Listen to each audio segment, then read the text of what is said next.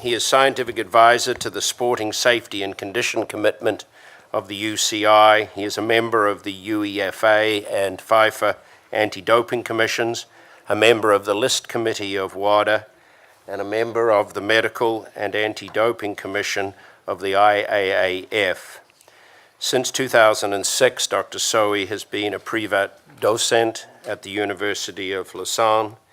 He has a list of associations with a number of notable international sporting events, starting with the Sydney Olympics, going through FIFA World Cup in 2002, Torino Olympics in 2006, IAAF World Championships in 05, 07, and 09, and most recently was Assistant Director of the Anti-Doping Laboratory in Vancouver in 2010. Dr. Saugy, thank you for coming and giving us the WADA perspective. Thank you. Thank you for the invitation, and I must say that I'm really impressed on the question you covered this morning. The level of interest and the type of question are rarely discussed at human sport perspective, in fact. So I feel that you were going very far already, and this is not our case, so I don't know exactly what kind of question I can answer here. For example, is there any difference between doping and medication? We are still discussing for humans. Or is promotion of recovery doping or therapy? And what is an acceptable therapeutical use exemption, for example? And can NSAIDs application be considered as a doping for humans? All these questions, I'm afraid I will not answer to. But okay, we can go through several things. First of all, I'm not really a WADA representative, but I'm a WADA laboratory representative. And so WADA asked me to make the correction in the title. We will go through WADA prohibited list because, in fact, the definition of doping is inside that. What are the criteria for inclusion, content of a list? The monitoring program, which is quite interesting field, the statistics, and some words on NSAIDs and the conclusion. Since 2004, the World Anti-Doping Code is present, and WADA is responsible for that, responsible for preparation and publication. And part of this WADA code, you have several international standards. The international standards for laboratories, for therapeutical use exemption, and you have also the list, which is one of the most important international standards, the list standard which identifies substances and method prohibited in competition, out of competition, and some in particular sports. And substances and method are classified by categories, like steroids, stimulants. We will go through after that. The use of prohibited substance by an athlete for medical reasons is possible through a therapeutical use exemption. And this is one of the critical part now regarding the administration of all the federation. How is the list updated? There is an update, annual review and publication as it is described precisely in the code. There is a list committee drafting annually a list which is available for consultation. This list committee is, you have 10 members, you have physicians, sports physician and other specialties, and pharmacologists, toxicologists, hematologist also, which is quite important. You have one anti-doping laboratory director, and the IOC medical director is also part of this committee. And when we are speaking about consultation, it means that from April to end of August, all the proposals made by this committee are consulted by the stakeholders of WADA. So most federation, NADOs, national anti-doping agencies, and some other stakeholders can participate to this consultation. And then after this consultation process, the committee meets end of August, beginning of September, and make the final proposal to the Health, Medical and Research Committee, which is one of the main committees in, at WADA. And this committee, in fact, is composed by representatives of other committees and also from the IOC government. And this committee is making the final proposal to the executive committee, who is approving in end of September, and the list is published beginning of October.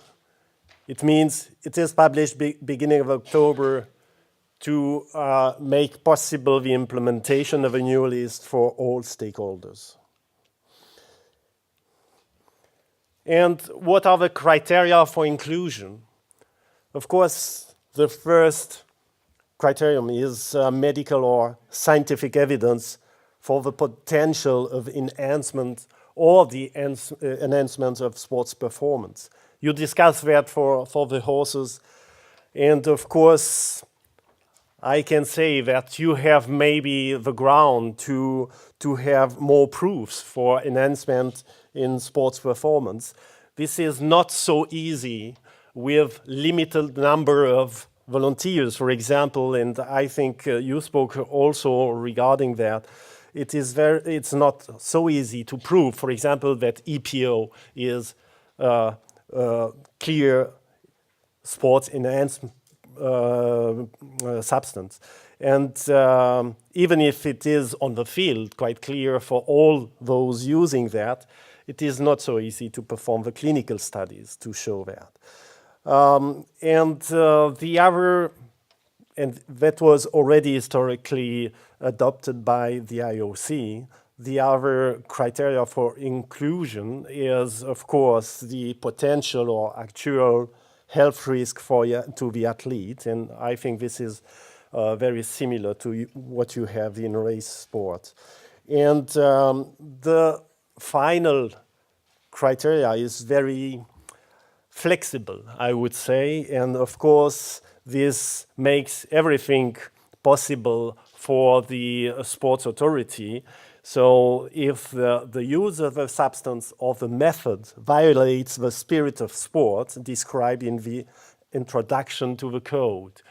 I don't want to go to this introduction of a code. It's rather complicated, but this is the ethical side of use or abuse of a substance.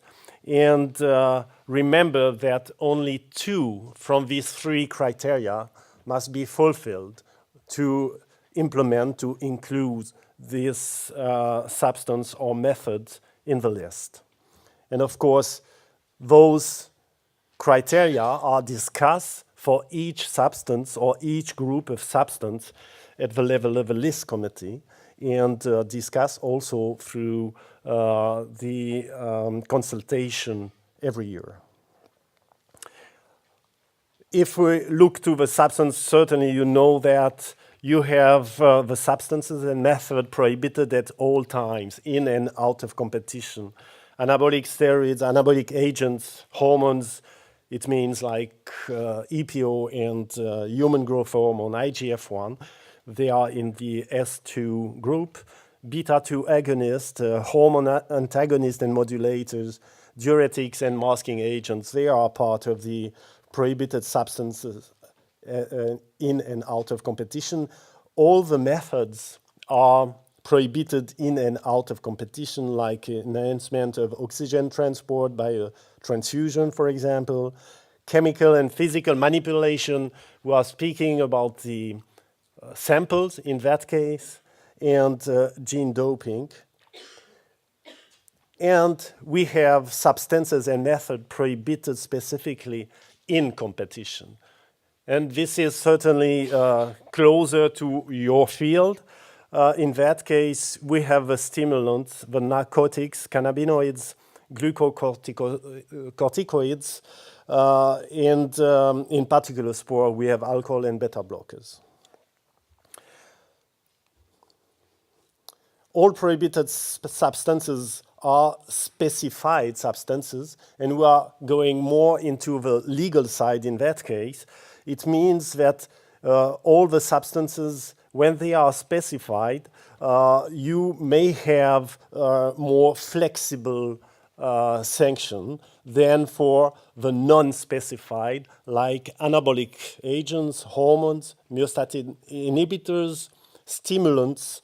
Some stimulants, like amphetamine, you have a difference between some stimulants, and all the methods are described as specified substances. So really for the specified, you can have a more flexible.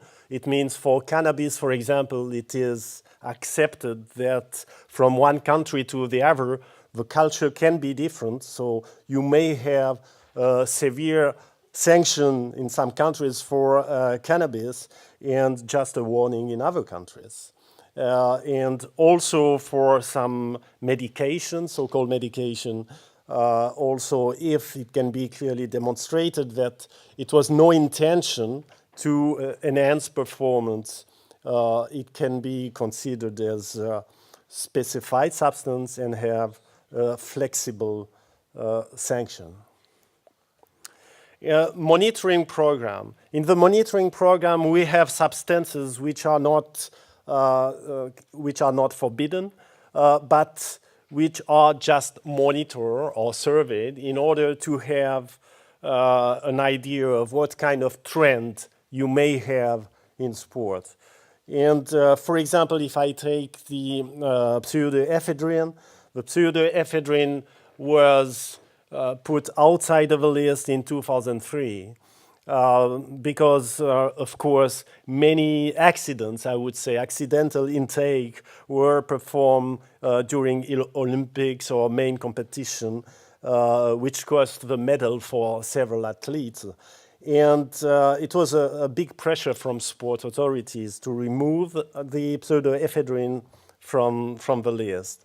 Then the monitoring program was put in place, and you can see here that in 2003, so it was out of the list in 2003, and then began the increase of the intake of pseudoephedrine. In some cases, I can tell you, the amount of ephedrine was much supra-therapeutical use.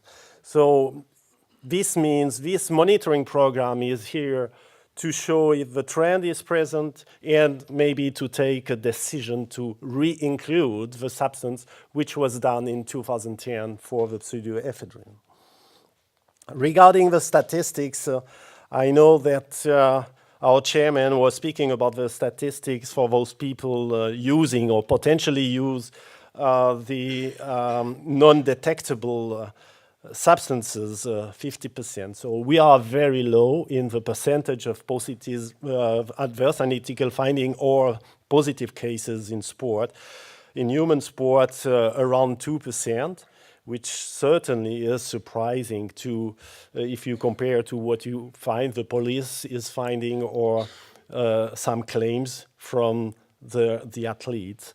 Regarding the proportion, repartition of these substances, you may see that the anabolic agents are still the majority, but of course these findings are coming out of the laboratories. So this means you have several factors. For example, the potential of detection of substances like the hormones, for example. Only 100 cases in 2008 for hormones is very low in comparison to what is certainly done in the field. And with this kind of statistics, you must just be a little bit careful. Also, it's strongly depending on the efficiency of the anti-doping program. It means when are you taking the sample, the right guy, the right time is very important. I think one of the speakers was speaking about Sydney Olympics. In Sydney, for the first time, we realized that, for example, asthma medication like salbutamol and others were widely used by the athletes, and some of the sports going up to 30%. Of course, in winter, with cold asthma, it's much more than that. So human athletes are taking medication, this is clear. In that case, we have some different compound taken by the athletes in track and field, 12 world championship, and you can see then, let's say almost 25, between 20 and 25 of the athletes are taking NSAIDs clearly in track and field. And medication, in general, medication per athlete also is one during this one per match or one per control in track and field during the World Championships, which are presented here. So, and of course, nutritional supplements, they are taking, all of them are taking these supplements.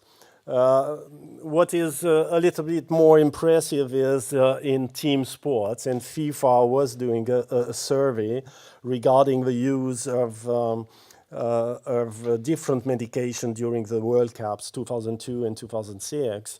And you see the number more than 2,000 and almost 50% in that case of the players were taking at least once the NSAIDs.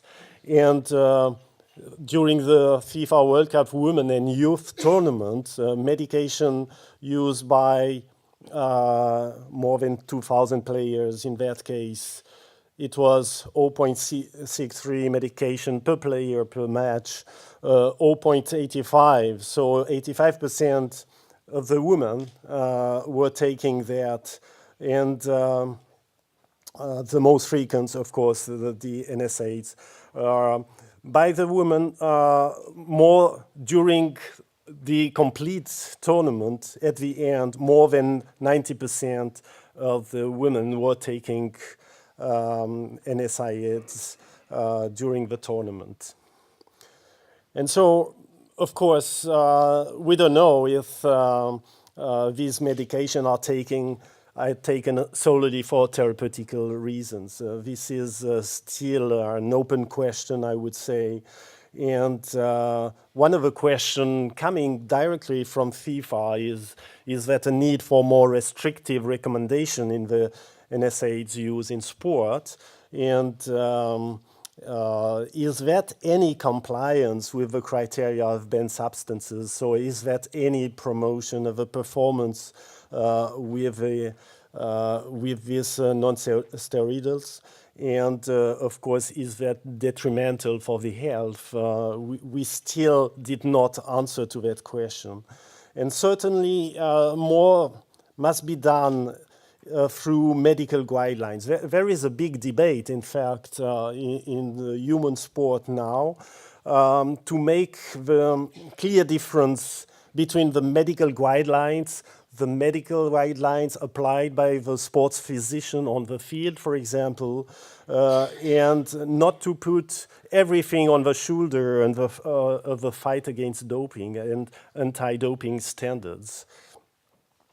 In conclusion, these NSAIDs clearly are not part of the WADA list of forbidden substances. Prevalence of usage is quite important in some competition. There is a need certainly for some restriction. As for other substances, corticosteroids, for example, beta-2 agonist, there is a need for clear competition medical guidelines, just to show that sunshine is sometimes present in Lausanne. I thank you for the attention.